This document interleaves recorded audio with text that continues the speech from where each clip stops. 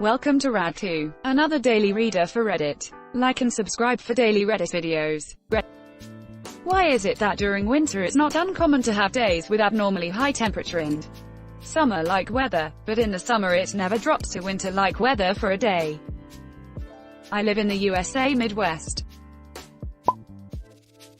Lots of incomplete answers here. Take a look at this graph of solar intensity versus latitude. As you can see, the summer pole receives about as much sunlight as the equator. Actually, slightly more because of the 24-hour days in the Arctic Circle. On the other hand, there's a huge difference in energy provided to the equator versus the completely dark winter pole. As a result, there's a huge difference in temperature between the winter pole and the equator. And not so much between the summer pole and equator. But that just explains changes in temperature versus latitude, not changes over time. So let's think about weather systems. Storms are created by the north-south temperature gradient.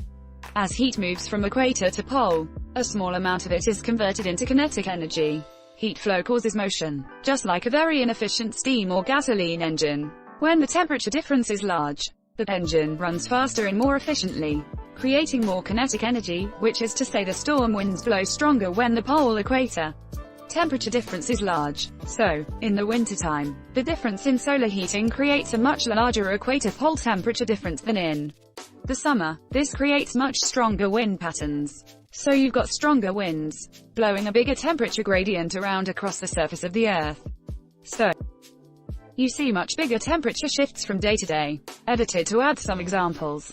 Here are views of temperatures and winds at the 500 millibars level in Northern Hemisphere summer, last August 19th, and Northern Hemisphere winter, yesterday. Colors indicate temperature contrast. Purple is colder, streaks indicate wind direction and speed.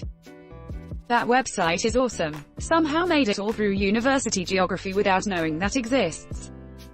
Back when I was studying meteorology in the early 90s, there were no websites. Instead, national and world weather maps were faxed every 4 hours to thousands of sites around the US by the National Weather Service. Receiving sites had to have a fax machine printing operating 24/7.